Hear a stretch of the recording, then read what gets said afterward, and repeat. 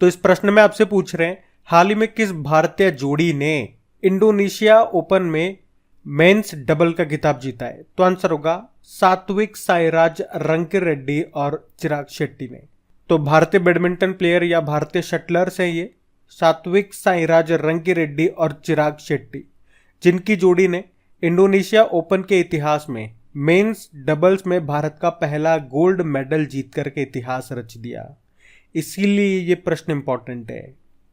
तो ये Indonesia open में भारत का किसी भी डबल्स कैटेगरी में, मतलब चाहे वो मेंस डबल हो, वुमेन्स डबल हो या मिक्स्ड डबल हो, तो किसी भी डबल्स कैटेगरी में अभी तक भारत ने गोल्ड नहीं जीता। इसका मतलब ये पहला गोल्ड है भारत का। और इसमें दोनों ने किसे हराया फाइनल में? तो मलेशियाई जोड़ी को, जिनके कुछ अजीब से नाम है, एरोन चिया और वुई यिक। तो सात्विक साईराज रंकीरेड्डी और चिराग शेट्टी का नाम याद रखना है आपको। फिर इस प्रश्न में आपसे पूछ रहे हैं, अभी हाल ही में विश्व स्क्वैश चैंपियनशिप में कौन विजेता रहा? तो आंसर होगा मिस्र, इजिप्ट। तो वर्ल्ड स्क्वैश चैंपियनशिप, और ये हुआ कहाँ पे? चेन्नई में हुआ, भारत में हुआ। और इसमें विजेता तो रहा है मिस्र, और मिस्र ने किसको हराया है? मलेशिया को। तो ये ध्यान रखना सिंपल सा। देखो, मिस्र यानी कि इजिप्ट, इजिप्ट से दो करंट अफेयर्स के इंपॉर्टेंट पॉइंट्स आपको जरूर ध्यान रखने हैं। जैसा कि अभी पहला हमने मिलिट्री एक्सरसाइज किया था मिस्र के साथ, जिसका नाम है साइक्लोन 1, वो हमने राजस्थान में किया था। एक इजिप्ट में एक स्थान है शर्म अल शेख, जहां पे कोप 27 का आयोजन हुआ था 2022 में। ये दो पॉइंट आप जरूर याद रखना। चलिए फिर बताइए, हाल ही में भारत ने अंडर 17 एशियाई कुश्ती चैंपियनशिप में महिला वर्ग में कितने स्वर्ण पदक जीते? तो आंसर होगा 7। तो अंडर 17 एशियाई कुश्ती चैंपियनशिप बात करें, ये हुई कहाँ पे? तो किर्गिस्तान के बिश्केक में। इसमें महिला वर्ग में वुमेन्स कैटेगरी में भारत ने 7 गोल्ड, 1 सिल्वर और 1 ब्रोंज मेडल, यानी कि टोटल 9 मेडल जीते। और पदक तालिका में भारत पहले स्थान पर रहा है वुमेन्स कैटेगरी में। वहीं अगर मेंस कैटेगरी में बात करें पुरुष वर्ग में, तो भारत ने 1 गोल्ड, 3 सिल्वर और 3 ब्रोंज मेडल जीते हैं। और इसमें पदक तालिका में भारत दूसरे स्थान पर रहा है पुरुष कैटेगरी में। पहले स्थान पे फिर कौन है? ईरान है। तो ध्यान रखना, पहली बात तो ध्यान रखना, क्या पढ़ रहे हैं हम? अंडर 17 एशियाई कुश्ती चैंपियनशिप कहाँ पे हुई? बिश्केक में हुई। इसमें वुमेन्स कैटेगरी अलग हो गई, मेंस कैटेगरी अलग हो गई। महिला वर्ग में 7 गोल्ड है हमारे पास, 1 सिल्वर है और 1 ब्रोंज है। और इस तरह से महिला वर्ग में भारत पदक तालिका में पहले स्थान पर रहा। और पुरुष वर्ग में भारत के पास 1 गोल्ड है, 3 सिल्वर है, 3 ब्रोंज है। और इस प्रकार भारत दूसरे स्थान पर रहा है मेंस कैटेगरी में, पहले पे ईरान है। तो इतना ध्यान रखना। फिर बताइए, राष्ट्र खेल 2023 का शुभंकर क्या है, मैस्कॉट? तो आंसर होगा मोगा। तो बात कर रहे हैं यहाँ पे नेशनल गेम्स 2023 की, जो कि इसका 37 नंबर का संस्करण है, जो कहाँ पे होगा? गोवा में होगा। और उसी का मैस्कॉट, उसी का शुभंकर जारी कर दिया गया, जो कि है मोगा, जो किसका प्रतिनिधित्व या किसको रिप्रेजेंट करता है? ये गोवा के राजकीय पशु गौर को, जिसे इंडियन बाइसन भी कहते हैं। अच्छा, इस बार के नेशनल गेम्स में एक और पॉइंट याद रखना कि इस बार पंजाब का जो मार्शल आर्ट है ना, उसे भी शामिल किया गया। और वो क्या है? वो है गतका। ये भी प्रश्न बनेगा। आपको बता दूं, भारत में राष्ट्रीय खेलों का आयोजन ये भारतीय ओलंपिक संघ के द्वारा किया जाता है। और पीटी उषा ये भारतीय ओलंपिक संघ के अध्यक्ष हैं, जिसका मुख्यालय है नई दिल्ली में। इसी तरह से नेशनल गेम्स जो 2022 में हुए थे, वो गुजरात में हुए थे। और उसका शुभंकर सवज था, जो रिप्रेजेंट करता है एशियाई शेर। चलिए फिर बताइए, अभी हाल ही में किसने इंटर कॉन्टिनेंटल कप 2023 को जीत लिया? तो आंसर होगा भारत ने। आपने पढ़ा था इंटर कॉन्टिनेंटल कप, ये एक फुटबॉल टूर्नामेंट है जो इस बार कहाँ हुआ? उड़ीसा के भुवनेश्वर में। होता भारत में ही है, लेकिन भारत में भी कहाँ पे? उड़ीसा के भुवनेश्वर में हुआ इस बार। वहां पे जो कलिंगा स्टेडियम है, वहां पे ये हुआ। और इसको जीता भारत ने। किसको हराया या उपविजेता कौन रहा? लेबनान रहा। चलिए बताइए, हाल ही में किस फुटबॉल टीम ने UEFA नेशंस लीग 2022-23 का फाइनल जीता? तो आंसर होगा स्पेन ने। तो UEFA नेशंस कप 2022-23 ये कहाँ पे खेला गया? नीदरलैंड में, जिसमें विजेता रहा है स्पेन। स्पेन ने पेनल्टी पर क्रोएशिया को हराया। और आपको बता दूं, इसमें मिडफील्डर रॉड्री को नेशंस लीग टूर्नामेंट का खिलाड़ी नामित किया गया। चलिए फिर बताइए, हाल ही में कनेडियन ग्रैंड प्रिक्स का खिताब किसने जीता? तो आंसर होगा मैक्स वर्स्टपन। तो रेड बुल के ड्राइवर और नीदरलैंड के रहने वाले मैक्स वर्स्टपन ने कैनेडियन ग्रैंड प्री का खिताब जीत लिया। और इस तरह आप देखोगे रेड बुल ने कनाडा में अपनी 100वीं ग्रैंड प्री जीत ली है और इस मुकाम पर पहुंचने वाली फार्मूला 1 इतिहास की ये 5वीं टीम बन गई है, रेड बुल। चलिए फिर बताइए, हाल ही में एशियन चैंपियनशिप में पदक जीतने वाली पहली भारतीय तलवारबाज कौन बनी है? तो आंसर होगा भवानी देवी। तो ओलंपियन भवानी देवी ने एशियन फेंसिंग चैंपियनशिप में पदक जीतने वाली ये पहली भारतीय तलवारबाज बनकर इतिहास इन्होंने रच दिया है। उन्होंने सेमीफाइनल मुकाबले में उज्बेकिस्तान की जैनाब दयाबेकोव को हरा करके ब्रॉन्ज मेडल जीता। तो कौन सा मेडल जीता इन्होंने? ब्रॉन्ज मेडल जीता हो, लेकिन एशियन चैंपियनशिप में पदक जीतने वाली ये पहली भारतीय तलवारबाज बन गई हैं। तो इनका नाम याद रखना और इनका नाम भी याद होना चाहिए, भवानी देवी। कई बार प्रश्न आया था कि भवानी देवी का संबंध किससे है? फेंसिंग से, तलवारबाजी से। तो याद रहेगा ना इनका नाम। हम बढ़ते हैं आगे।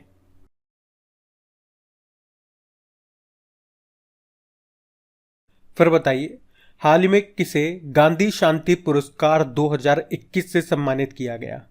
तो आंसर होगा गीता प्रेस को। तो अभी प्रधानमंत्री नरेंद्र मोदी की अध्यक्षता वाली समिति ने गोरखपुर उत्तर प्रदेश की गीता प्रेस के 100 साल पूरे होने पर इसे गांधी शांति पुरस्कार 2021 से सम्मानित किया है। प्रधानमंत्री जी ने कहा कि ये पुरस्कार मानवता के सामूहिक उत्थान में योगदान के लिए गीता प्रेस के महत्वपूर्ण व अद्वितीय योगदान को मान्यता देता है, जो गांधीवादी जीवन शैली का प्रतीक है। तो ये ध्यान रखना, गांधी शांति पुरस्कार मिला है 2021 के लिए। चलिए फिर बताइए, अभी हाल ही में सर्वाधिक पवन क्षमता वृद्धि प्राप्त करने के लिए किसे सम्मानित किया गया? तो आंसर होगा राजस्थान को। अभी हमने पढ़ा था 15 जून को वर्ल्ड विंड डे, विश्व पवन दिवस के रूप में हमने मनाया, जिसकी थीम क्या थी? Wind energy power of the future of India. और पूरे विश्व में पवन ऊर्जा के उत्पादन में भारत चौथे स्थान पे आता है। वैसे हमारा टारगेट क्या है नवीकरणीय ऊर्जा के उत्पादन का? 2030 तक 500 गीगावाट नवीकरणीय ऊर्जा, रिन्यूएबल एनर्जी का उत्पादन करना है हमें। और अभी हम यहाँ पढ़ रहे हैं कि सर्वाधिक पवन ऊर्जा स्थापित क्षमता में वृद्धि किस राज्य में हुई है? तो आंसर होगा राजस्थान में। लेकिन अगर आपसे पूछा जाए पवन ऊर्जा से बिजली उत्पादन में टॉप पे कौन सा स्टेट है? तो आंसर होगा गुजरात। चलिए फिर बताइए, हाल ही में ग्रैमी पुरस्कारों में कितनी नई श्रेणियां जोड़ी गई है? तो आंसर होगा 3। तो ग्रैमी अवार्ड्स, और पहला प्रश्न तो यही बन जाएगा, किस फील्ड में दिया जाता है ग्रैमी अवार्ड? संगीत के क्षेत्र में। और अभी इसमें 3 नई कैटेगरीज, 3 नई श्रेणियां जोड़ी गई है। कौन कौन सी? तो सर्वश्रेष्ठ अफ्रीकी संगीत प्रदर्शन यानी कि बेस्ट अफ्रीकन म्यूजिक परफॉर्मेंस। दूसरी श्रेणी है सर्वश्रेष्ठ नृत्य pop recording, best pop dance recording. और तीसरी है सर्वश्रेष्ठ वैकल्पिक jazz album, best alternative jazz album. तो अब 2023 में जो ग्रैमी अवार्ड्स का संस्करण होगा उनमें ये 3 नई श्रेणियां, 3 नई कैटेगरी जोड़ी जाएगी।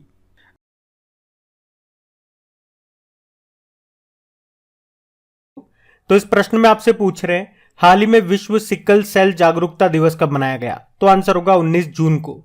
तो विश्व भर में व्यक्तियों, परिवारों और समुदायों पर सिकल सेल रोग के प्रभाव के बारे में जागरूकता बढ़ाने के लिए हर साल 19 जून को world sickle cell awareness day के रूप में मनाया जाता है। अच्छा, आगे बढ़े उससे पहले एक प्रश्न मैं आपसे पूछना चाहूंगा, अभी जो बजट आया था उसमें किस वर्ष तक भारत से सिकल सेल एनीमिया को खत्म करने का लक्ष्य रखा? ये मेरा आपसे प्रश्न है, इसका उत्तर भी दूंगा मैं आपको आगे, पहले आप कोशिश करो। तो इसकी बात करेंगे तो देखो सिंपल सा, ये खून की कमी से जुड़ी हुई एक बीमारी है, या यूं कह सकते हो ये एक आनुवांशिक रक्त विकार है। क्या होता है इसमें जो हमारे ब्लड सेल्स होते हैं ना, उनका शेप, उनका साइज बदल जाता है। और किस तरह का शेप हो जाता है? अर्धचंद्राकार बोल सकते हो, या हंसिया आकार उनका हो जाता है। और इसके कारण क्या होता है? खून की नसों में ब्लॉकेज हो जाता है, यानी कि रुकावट का काम करते हैं ये, जिससे शरीर में खून की कमी हो जाती है। और खून की कमी होने के कारण हमारे कई सारे अंग, जो ऑर्गन्स हैं, वो डैमेज हो जाते हैं। तो सिकल सेल एनीमिया, एनीमिया मतलब खून की कमी हो जाना, और किसके कारण हो रही है? सिकल सेल होने के कारण। सिकल का मतलब हो गया जो हमारे ब्लड सेल्स हैं उनकी शेप, उनके साइज में परिवर्तन हो गया। कैसा शेप हो गया उनका? अर्धचंद्राकार हो गया, हंस्य आकार हो गया, उसके कारण हुई खून में कमी, इसीलिए कहा सिकल सेल एनीमिया। बात आपको समझ में आई? ये डे कब मनाते हैं? 19 जून को, याद। फिर बताइए, अभी हाल ही में सतत गैस्ट्रोनॉमी दिवस ये कब मनाया गया? तो आंसर होगा 18 जून को। तो सस्टेनेबल गैस्ट्रोनॉमी डे ये हर साल 18 जून को मनाया जाता है। गैस्ट्रोनॉमी, इसको कभी कभी भोजन की कला भी कहा जाता है, और इस बार की थीम है local flavours preserving global heritage.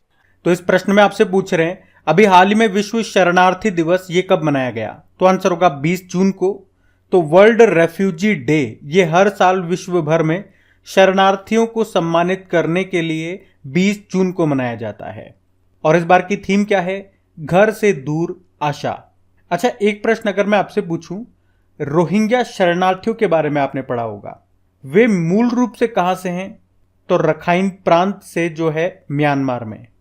चलिए फिर बताइए, हाल ही में अंतर्राष्ट्रीय योग दिवस 2023 की थीम क्या है? तो आंसर होगा योगा फॉर वासुदेव कुटुंबकम, यानी कि वासुदेव कुटुंबकम के लिए योग। तो योग दिवस ये हर साल 21 जून को मनाया जाता है, और इस साल मध्य प्रदेश के जबलपुर में अंतर्राष्ट्रीय योग दिवस के समारोह का आयोजन हुआ, जिसमें मुख्य अतिथि कौन रहे? हमारे उपराष्ट्रपति जगदीप धनखड़। और इस बार की थीम है वासुदेव कुटुंबकम के लिए योग। तो इस बार आप कह सकते हो इस बार ये इसका नवा संस्करण है। अच्छा, अगर मैं आपसे पूछे ना कि भारत के बाहर पहला योग विश्वविद्यालय कहाँ पे खुला? तो अमेरिका में, जिसका नाम स्वामी विवेकानंद जी के नाम पर रखा गया। तो इतना आप यहां से याद रखना। बढ़ते आगे।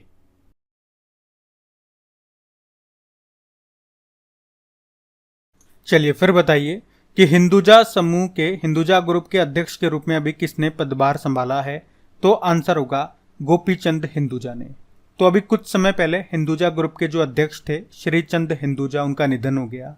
तो अब उनके बाद हिंदुजा ग्रुप के नए अध्यक्ष बन गए हैं गोपीचंद हिंदुजा। हिंदुजा ग्रुप, इसकी स्थापना परमानंद दीपचंद हिंदुजा ने 1914 में की थी। इसका मुख्यालय आपको मिलेगा मुंबई में। अगला प्रश्न देखते हैं।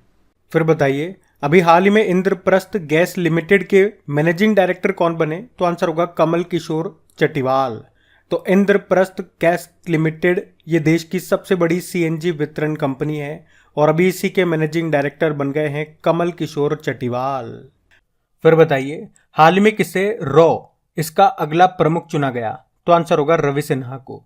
तो छत्तीसगढ़ कैडर के 1988 बैच के आईपीएस अधिकारी हैं रवि सिन्हा, जिन्हें रॉ का अगला प्रमुख चुना गया है। और वे किनका स्थान लेंगे? सामंत कुमार गोयल का स्थान लेंगे। रॉ की फुल फॉर्म होती है रिसर्च एंड एनालिसिस विंग, स्थापना होती है 1968 में। तो ये इंपॉर्टेंट क्वेश्चन है।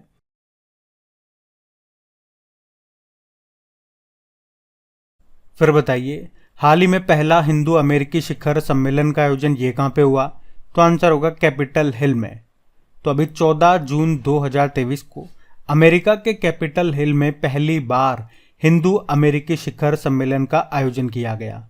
चलिए फिर बताइए, हाल ही में केंद्र ने नेहरू मेमोरियल संग्रहालय और पुस्तकालय का नाम बदलकर क्या कर दिया? तो आंसर होगा प्रधानमंत्री संग्रहालय और सोसाइटी। तो दिल्ली में है ये Nehru memorial museum and library society, पर अब इसका नाम बदलकर प्रधानमंत्री संग्रहालय और सोसाइटी कर दिया गया है। आपको बता दूं कि हमारे जो रक्षा मंत्री हैं राजनाथ सिंह, वो इसके उपाध्यक्ष और प्रधानमंत्री इसके अध्यक्ष हैं। इस म्यूजियम की बात करें तो अंग्रेजों के समय से 3 मूर्ति भवन के नाम से जाना जाता था, जो कि उस समय भारत के कमांडर इन चीफ का आधिकारिक आवास था। फिर जब 1948 में पंडित जवाहरलाल नेहरू देश के पहले प्रधानमंत्री बनते हैं, तो ये 3 मूर्ति भवन उनका आधिकारिक आवास बन गया, और फिर वो जिंदगी भर वहीं पे रहे, मतलब अपनी अंतिम सांस तक। और फिर इसका नाम उन्हीं के नाम पे नेहरू म्यूजियम एंड मेमोरियल कर दिया गया, और अब इसका नाम बदलकर प्रधानमंत्री संग्रहालय और सोसाइटी कर दिया गया है। ये आपको ध्यान रखना। फिर बताइए, हाल ही में द आर्ट ऑफ प्लंडर नाम की बुक को किसने लिखा? तो आंसर होगा आलेख्य तलपात्रा ने। तो लेखक आलेख्य तलपात्रा ने ये उपन्यास लिखा है जिसका नाम है द आर्ट ऑफ प्लंडर। ये एक फिक्शन थ्रिलर कहानी है। चलिए फिर बताइए, हाल ही में केंद्र सरकार ने डेयरी उद्योग में क्रांति लाने के लिए दुग्ध संकलन साथी मोबाइल एप्लीकेशन को कहां पे लॉन्च किया? तो आंसर होगा उत्तराखंड में। तो ये है दुग्ध संकलन साथी मोबाइल एप्लीकेशन। इसे डेयरी उद्योग के विकास के लिए लॉन्च किया गया है। और इसे लॉन्च किसने किया? महेंद्र पांडे ने, जो कि हमारे भारी उद्योग मंत्री हैं। और कहां पे इसकी शुरुआत की या कहां पे इसको लॉन्च किया? अभी उत्तराखंड के मसूरी में। और इस एप्लीकेशन को बनाया किसने? तो REIL यानी कि Rajasthan electronics and instrument limited ने। और इसका उद्देश्य क्या है? दूध की क्वालिटी को बढ़ाना और उसके प्रोडक्शन को बढ़ावा देना। चलिए फिर बताइए, अभी जून 2023 में ही भारत की अध्यक्षता में विज्ञान 20 सम्मेलन का आयोजन कहां पे किया गया? तो आंसर होगा भोपाल में। आपको तो पता ही है 2023 में भारत G20 की अध्यक्षता कर रहा है। तो अभी इसी के तहत, इसी के अंदर विज्ञान 20 सम्मेलन का आयोजन ये भोपाल में किया गया, जिसकी थीम रही है विज्ञान को समाज और संस्कृति से जोड़ना। फिर बताइए, अभी हाल ही में भारतीय सेना ने किस देश में आयोजित बहुराष्ट्रीय संयुक्त अभ्यास खान क्वेस्ट 2023 में हिस्सा लिया? तो आंसर होगा मंगोलिया। तो हम बात कर रहे हैं खान क्वेस्ट 2023 की। ये एक्सरसाइज कहां पे आयोजन हुआ इसका? मंगोलिया में। ये बहुराष्ट्रीय शांति अभ्यास है, मतलब काफी सारे देशों ने इसमें हिस्सा लिया। और इसमें गढ़वाल राइफल्स ने भारत की तरफ से हिस्सा लिया। वैसे मैं आपको बता दूं, भारत और मंगोलिया के बीच में भी एक एक्सरसाइज होता है। कौन सा? Nomadic elephant exercise. देखो, मंगोलिया की कैपिटल उलान बटर है, करेंसी है तोगरोक और प्रेसिडेंट है उखनागिन खुरेलसुख। चलिए फिर बताइए, अभी हाल ही में गोधन न्याय योजना ये कहां पे शुरू की गई? तो आंसर होगा झारखंड में। तो हम बात कर रहे हैं गोधन न्याय योजना की। क्या है ये योजना, मतलब इसमें होगा क्या? तो इस योजना में राज्य के पशुपालकों से गाय का गोबर खरीदेगी सरकार और फिर उस गोबर से बायोगैस के साथ साथ जैविक खाद बनाएगी। तो इससे जो पशुपालक हैं उनकी इनकम में तो बढ़ोतरी होगी ही सही, साथ में किसानों की रासायनिक खादों पर निर्भरता भी कम होगी जब उन्हें ये जैविक खाद मिलेगा। और इस जैविक खाद से क्या होगा? मिट्टी की जो उर्वरक क्षमता है वो बढ़ेगी, जिससे किसानों को अल्टीमेटली फायदा होगा। तो याद रखना, गोधन न्याय योजना ये शुरू की है झारखंड सरकार ने। चलिए फिर बताइए, अभी हाल ही में भारत ने किस देश को मिसाइल कॉर्वेट और INS कृपाण उपहार देने की घोषणा की? तो आंसर होगा वियतनाम। तो हमारे जो रक्षा मंत्री हैं राजनाथ सिंह, इन्होंने वियतनाम पीपल्स नेवी को एक स्वदेशी इन सर्विस मिसाइल कॉर्वेट और INS कृपाण उपहार में देने की घोषणा की है। इससे वियतनामी नौसेना की क्षमताओं में काफी बढ़ोतरी होगी। INS कृपाण ये खुक्री वर्ग से संबंधित एक मिसाइल जलपोत है जो 12 जनवरी 1991 को भारतीय नौसेना में शामिल हुआ था। अच्छा, वियतनाम की बात करें तो कैपिटल हनोई है, करेंसी है वियतनामीज डोंग। और आप जानते हो, हमने पढ़ा है कई बार, वियतनाम में दुनिया का सबसे लंबा ग्लास बॉटम ब्रिज बनाया गया जिसका नाम व्हाइट ड्रैगन है। लंबाई है 632 मीटर। वैसे वियतनाम के साथ हम कौन सी मिलिट्री एक्सरसाइज करते हैं? विन बैक्स नाम की एक्सरसाइज करते हैं, तो ध्यान रखना ये भी। और अगर मैं आपसे पूछूं ना, चलो ये आपका होमवर्क प्रश्न देख रहेगा, ध्यान से सुनना, कि भारत से ब्रह्मोस मिसाइल खरीदने वाला पहला देश कौन सा है? चलो उत्तर देने की कोशिश करो।